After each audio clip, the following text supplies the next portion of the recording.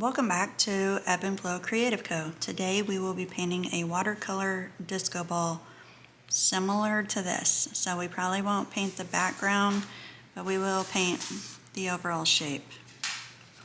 So to get started, I'm using it's a watercolor sketchbook. It's important that it's a watercolor sketchbook so that it can take plenty of water. I'm going to start with a compass. I just have a really basic compass. And this is a Prismacolor Coal Erase pencil. You can use a regular pencil if you want. I just prefer these.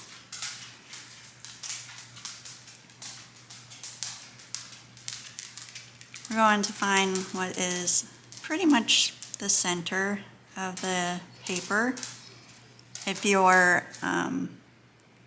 want, you can measure it out and find the center, but I'm just going to wing it.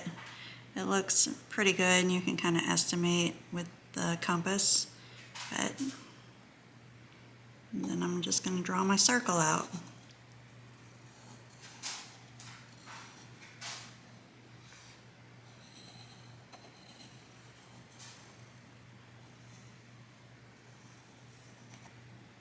And so I'm using a much darker pencil than I normally would use if I was just drawing this for myself so that you can see. So we have our circle. I took it off the compass, and now I'll be drawing the curved lines for the disco ball mirrors.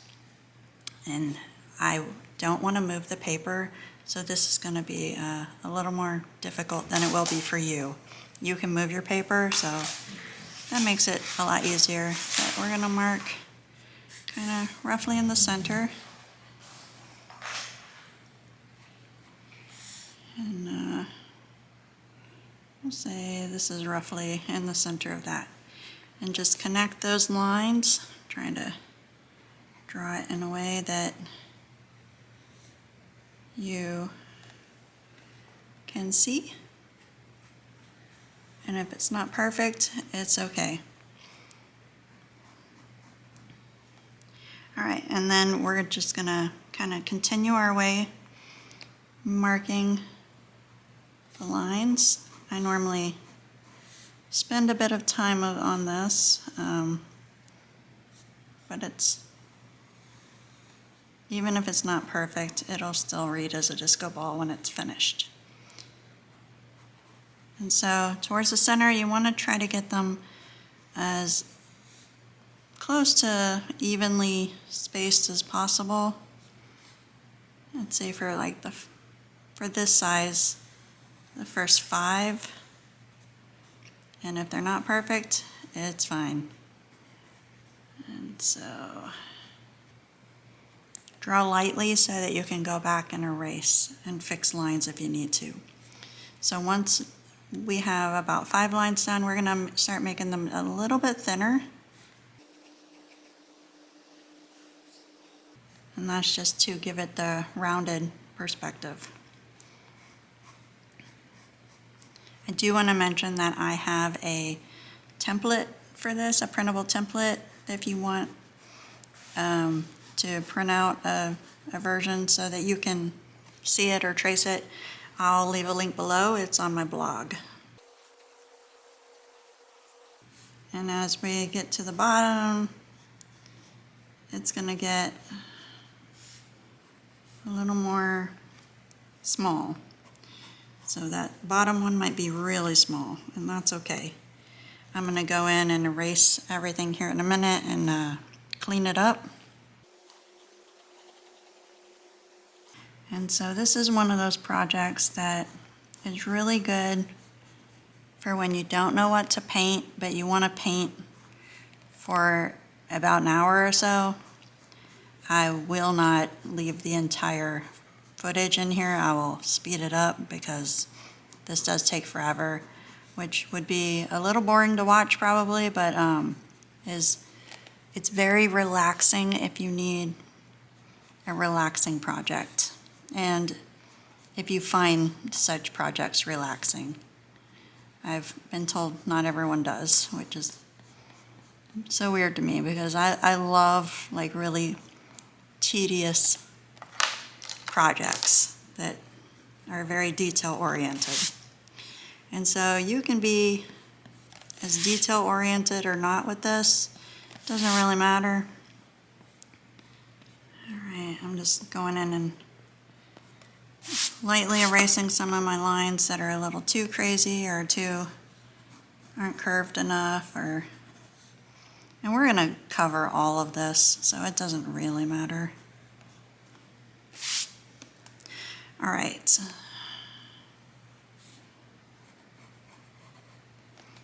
So you can go in and perfectly trace it if you want.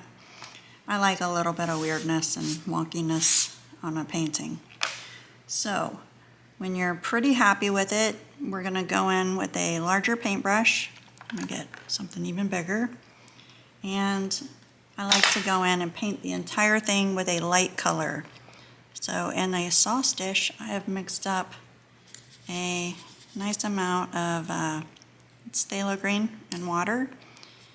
And, oh, I forgot to mention that color palette wise, you can pick any color you want. I'm going with kind of an aqua and green and turquoise color palette. And then I like to add in like some kind of weird colors here and there, just like a pink here or like a neon green, just to give it that disco ball look of reflection. So for this, I'm going in and just slopping on a nice layer, a nice thin layer of this phthalo green.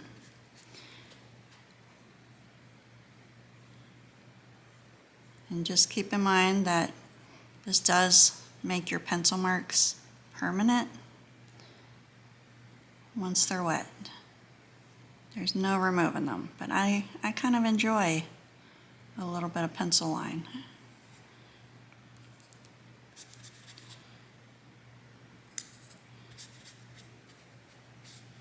All right, so we're going to let this dry, and then we will come back and add in all the detail. All right, so I wasn't filming, and I'll catch you up on what you missed. So I went in and drew all the lines. As they get further away into the edges, they get a little more angled. That's all to know about that. And then I went ahead and started painting in the colors. And so on this, I'm going to zoom in just a bit. Move it.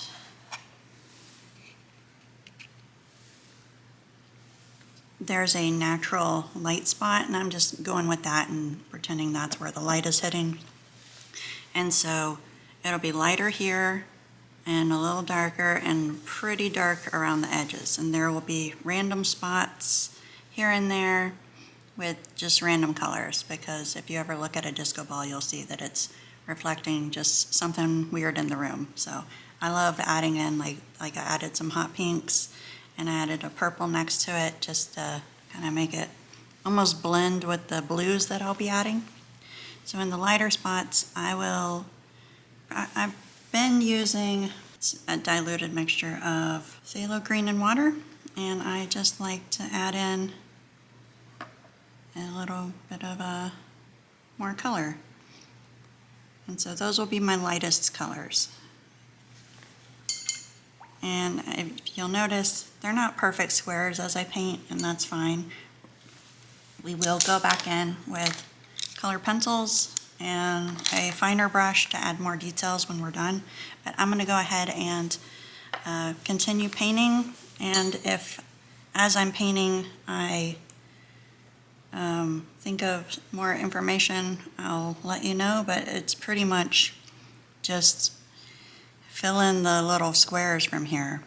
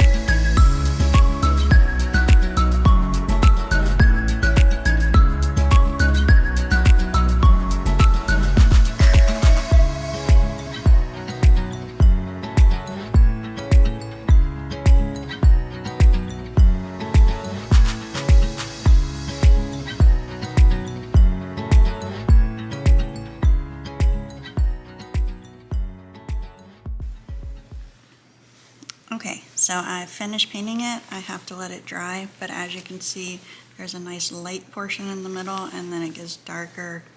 There's kind of some weird colors here and there.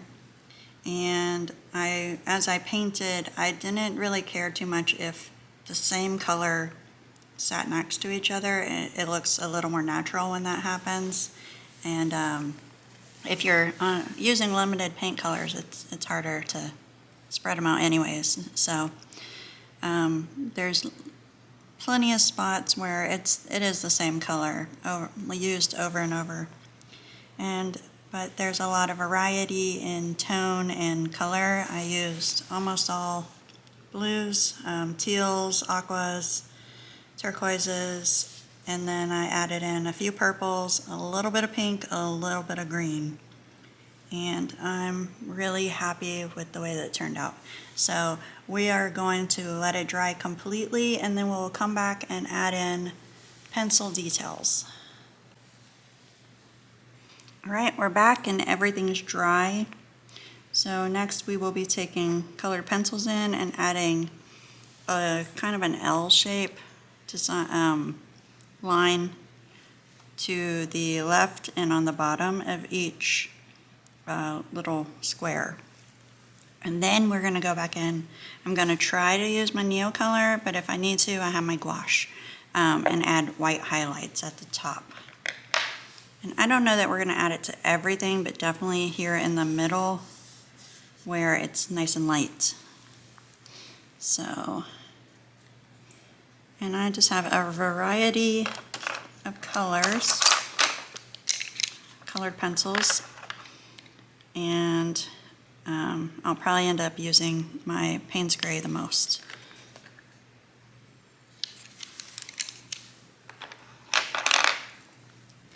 This just gives it a little more dimension.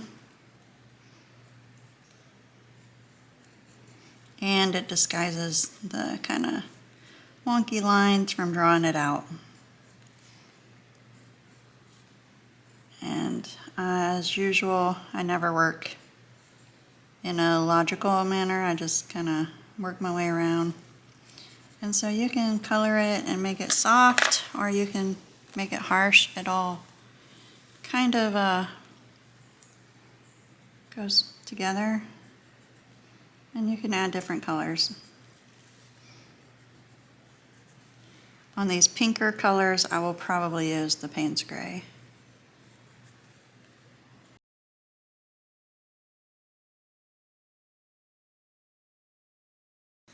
And then I'm adding this very, very light green. It's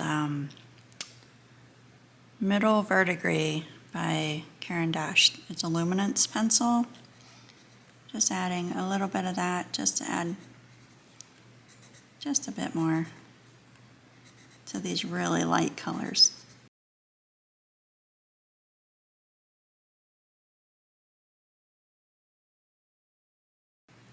All right, so I think I got most of them. I'm going to try the, oh yeah, that works pretty nice. I'm gonna try it on a dark color.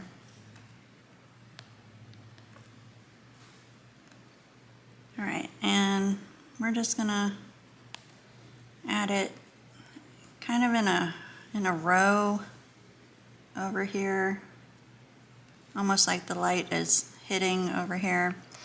We're going to add it to a lot of the light colors.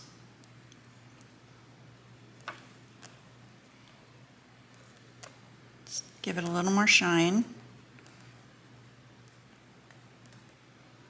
And if you don't have a Caran d'Ache Neocolor, you can use white gouache, or you can try white pencils. Some of them don't do great over watercolor.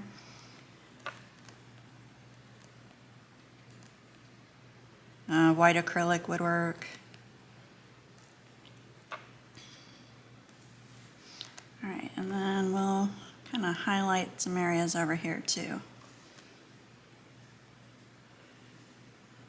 I keep glancing over at a disco ball that I have sitting in my plants just to kind of see where the light is reflecting at. And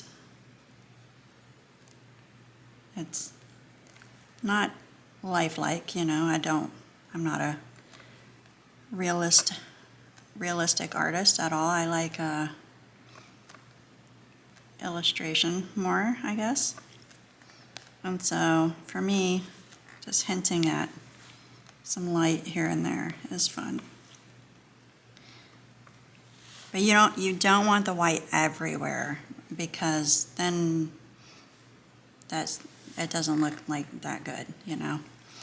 But it does look so nice over the darker colors. So with a Neocolor, Neocolor 2, if you don't like it, you can go in with a wet paintbrush and you can soften it.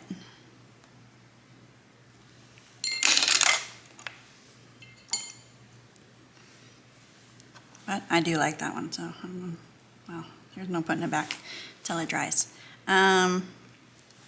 Okay, so your disco ball can be finished from here, or you can go in and paint the background.